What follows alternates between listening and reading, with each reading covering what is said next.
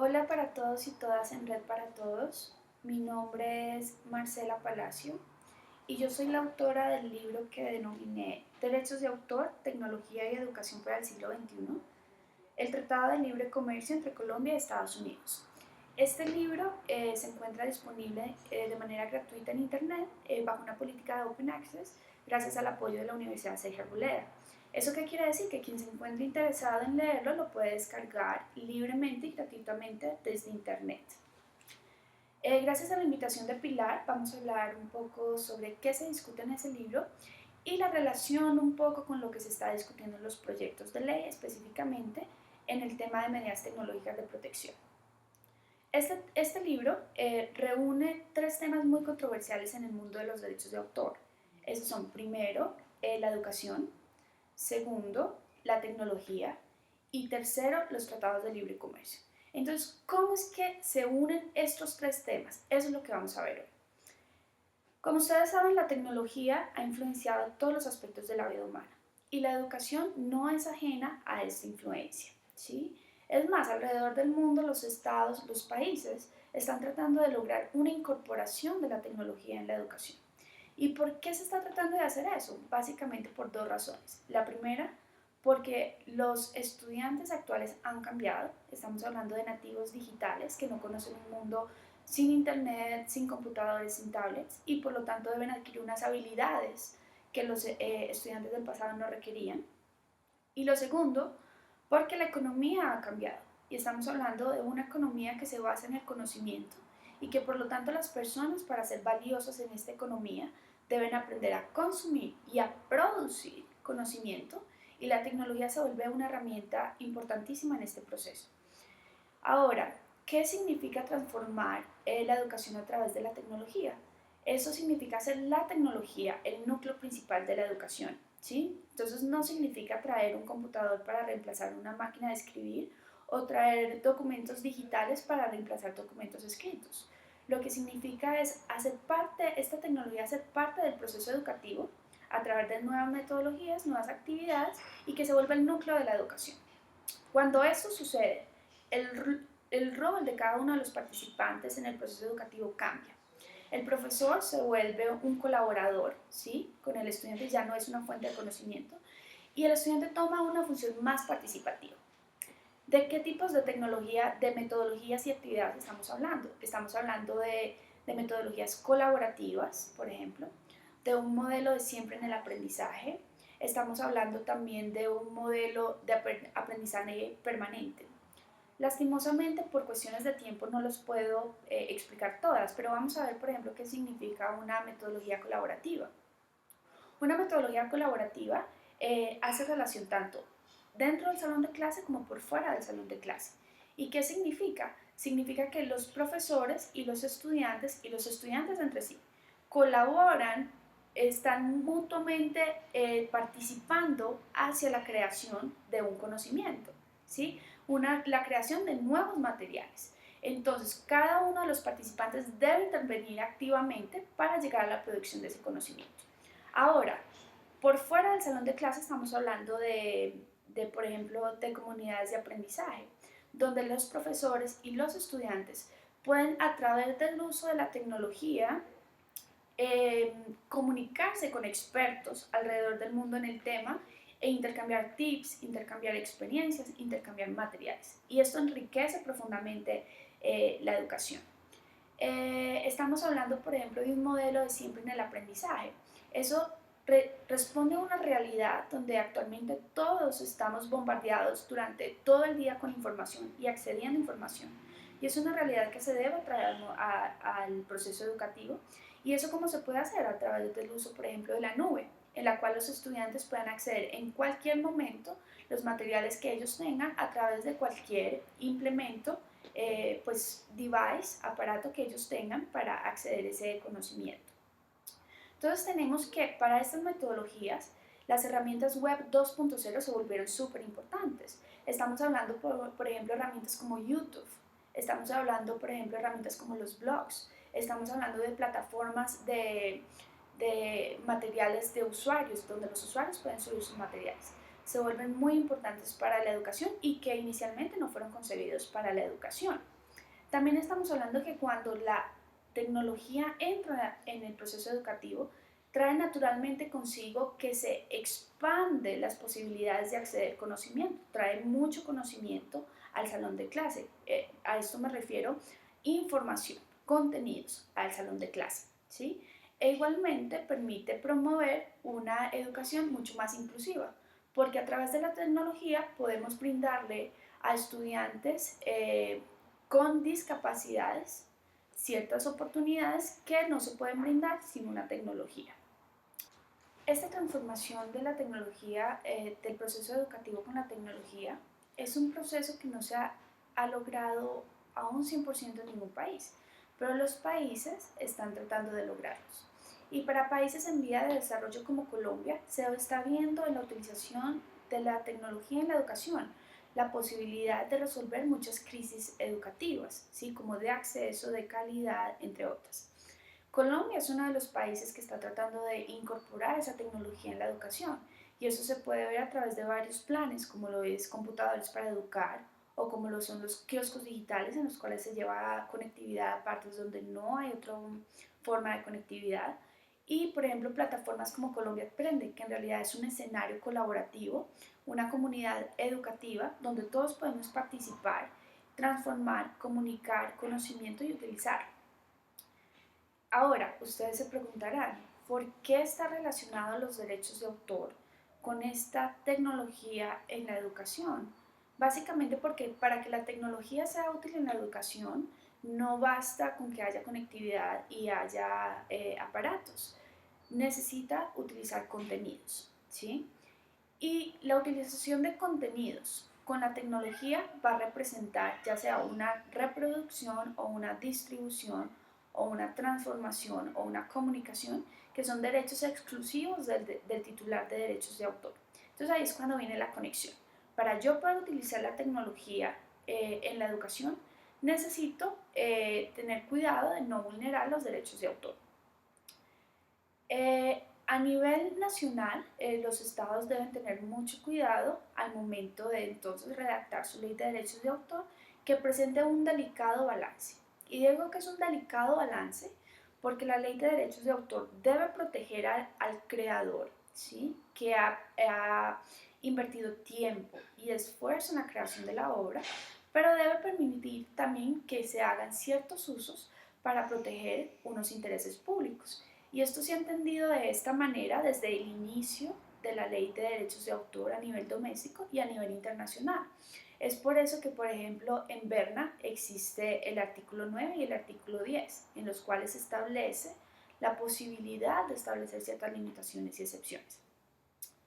En cuanto a las medidas tecnológicas de protección, tenemos que las medidas tecnológicas de protección es un dispositivo o componente o software o la combinación de todos que está dirigido a proteger una obra protegida, ¿sí? Por el derecho de autor.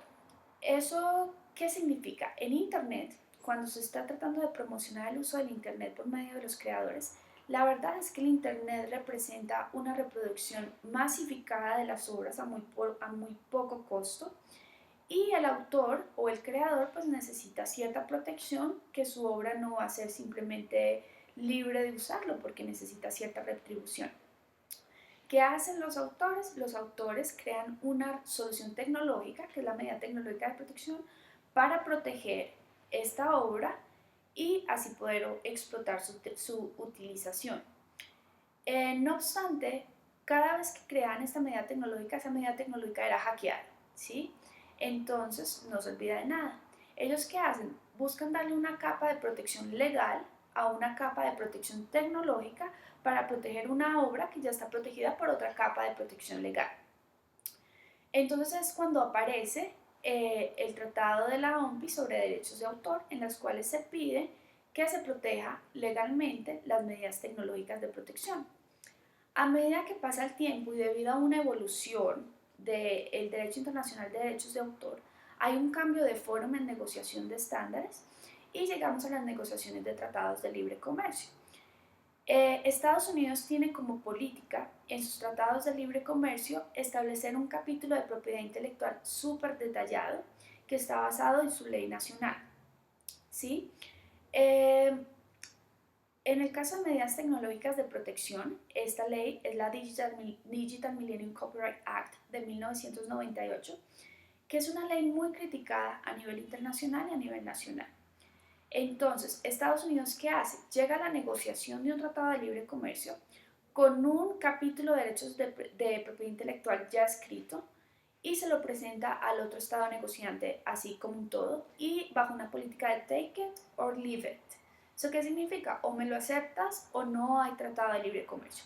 Entonces pone a los negociadores del otro país en una situación muy complicada, porque en realidad es muy poco el poder que se tiene para poder modificar algún aspecto de ese tratado de libre comercio.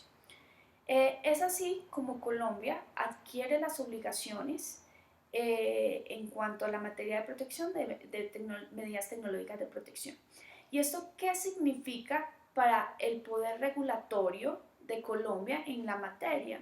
Esto significa que el poder regulatorio de Colombia en la materia está limitado. Y no solo está limitado por lo que estableció el Tratado de la OMPI sobre derechos de autor en 1996, sino por lo que se estableció en el Tratado de Libre Comercio en ese capítulo tan detallado que existe.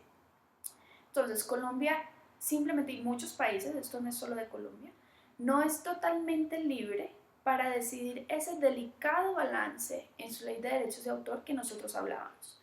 Colombia tiene que cumplir los compromisos que adquirió a nivel internacional y a través de esos compromisos y esas obligaciones internacionales tratar de encontrar un delicado balance. Y esta no es una actividad sencilla, es una actividad muy difícil a la que están sometidos los congresistas y el gobierno hoy en día. Pero entonces, ¿qué pasa y cómo está relacionado este capítulo de propiedad intelectual con la utilización de la tecnología en la educación? Pues resulta que esta ley que inspiró el Tratado de Libre Comercio, la Digital Millennium Copyright Act, es una ley muy controversial, porque en Estados Unidos lo que hizo fue desbalancear su ley de derechos de autor. ¿Por qué? Porque en cuanto a medidas tecnológicas de protección, básicamente son tan más que sobreprotectoras que no permiten hacer usos permitidos que sí son permitidos en el derecho de autor, ¿sí? Y eso se tiene porque las medidas tecnológicas de protección son protegidas como algo independiente de la protección autoral. Es como si fuera un bien jurídico protegido independiente del derecho de autor. Y las excepciones y limitaciones que se aplicarían al derecho de autor no se establecieron para aplicar a las medidas tecnológicas de protección. Esas medidas tecnológicas de protección se les establecieron unas limitaciones y excepciones propias en las cuales no tienen en cuenta muchas veces los usos permitidos en el derecho de autor. Cuando nosotros traemos esa realidad al uso de la tecnología en la educación, tenemos que si nosotros en realidad estamos buscando lograr una metodología colaborativa, entonces no se va a poder, porque si en la metodología colaborativa cada uno de los participantes quiere y necesita usar contenidos para participar en la creación de ese nuevo conocimiento, pues es imposible si ese contenido está protegido por una medida tecnológica de protección y no existe una excepción y limitación que a mí me permita hacer un uso permitido de ese contenido. ¿A qué me refiero? Pongamos un ejemplo. Digamos que yo soy una profesora de literatura, ¿sí? Y quiero hacer un uso de un blog en mi clase para incentivar la colaboración. En ese blog yo quiero copiar un extracto, una cita de un libro, ¿sí? Y tengo la versión digital del libro y el libro está protegido por una medida tecnológica de protección. Resulta que yo básicamente no voy a poder, si yo no soy una persona que sé de tecnología, yo no voy a poder eludir esa medida tecnológica de protección para poder copiar y pegar ese extracto. ¿Y por qué me refiero a si yo no soy una persona que sé de tecnología? Porque la ley prohíbe cualquier uso de dispositivo o servicio elusivo así sea para hacer un uso permitido. Entonces, si yo misma no tengo el conocimiento, no lo puedo hacer. ¿Eso qué va a significar? Que yo voy a tener de pronto que copiar yo misma el extracto que quiero utilizar, y lo mismo va a pasar con los estudiantes. Y digamos que en el caso de un libro, yo tendría la solución de copiar yo misma lo que dice el libro. Pero ¿qué tal si estamos hablando de una película? ¿Qué tal que si yo soy una persona de artes visuales y necesito utilizar una película? En realidad en ese entonces no voy a poder yo hacer la película para poder utilizarla en mi clase. Y quiero dejar claro que el uso de extractos en derechos de autor es un uso permitido, pero es entonces la protección a la medida tecnológica de protección la que me está impidiendo hacer ese uso protegido. Entonces en realidad yo no estoy infringiendo ningún derecho de autor. Los autores siguen estando protegidos. O por ejemplo, digamos que yo estoy tratando de lograr una educación más inclusiva, y como lo está tratando de hacer Colombia. De esa forma, por ejemplo, se dan tabletas a las personas o computadores, o se compra un software para que de esos software lectores. Resulta que si el contenido está protegido por una medida tecnológica de protección, muchas veces esa medida tecnológica de protección determina cómo voy a poder usar el contenido. Entonces, muchas veces no deja usar estos software de lecturas. Igualmente, esta protección de derechos de medida tecnológica de protección va a impedir a una persona eludir esa medida tecnológica de protección para poder usar un software lector, ¿sí? Estos son solo algunos pocos ejemplos de cómo una regulación a medidas tecnológicas de protección, que no es una regulación balanceada, podría afectar el uso y la incorporación de la tecnología en la educación, que es algo muy importante para Colombia y que Colombia está tratando de hacer. O para otros ejemplos, bueno, y más información pueden ver en el libro. Ahora, la pregunta es, ¿todavía hay esperanza? ¿Hay algo para hacer? La verdad es que sí hay, y sí se puede lograr un determinado balance. Colombia está sometida a un tratado internacional muy detallado, basado en una ley doméstica muy controversial, una ley doméstica que puede desbalancear nuestro sistema de derecho de autor y crear consecuencias no deseadas.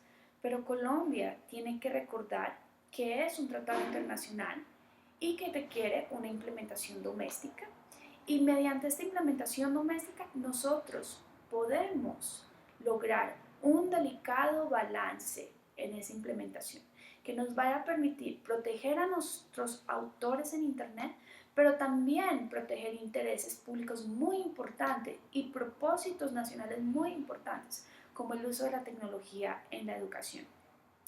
Y hay otros países que lo han logrado. Uno de estos buenos modelos y de un buen ejemplo de cómo una implementación de este tratado tan detallado no necesariamente nos limita a tener que copiar y pegar ese tratado, sino que podemos llevar un proceso de implementación y de adaptación a necesidades domésticas, es Australia. ¿Sí? Australia nos da una buena esperanza. Entonces, en conclusión, Colombia está limitado por el tratado, está limitado por unas obligaciones que pueden desbalancear nuestro derecho de autor, pero Colombia todavía tiene esperanza y nosotros todavía podemos lograr ese delicado balance que requerimos. Bueno, eso es todo para hoy, todo por hoy, y espero haber sido clara. Es un tema un poco complicado, y estoy dispuesta a contestar cualquier pregunta que tengan. Igual, como les había dicho, el libro está a su disposición para que ustedes lean y comenten. Hasta luego para todos.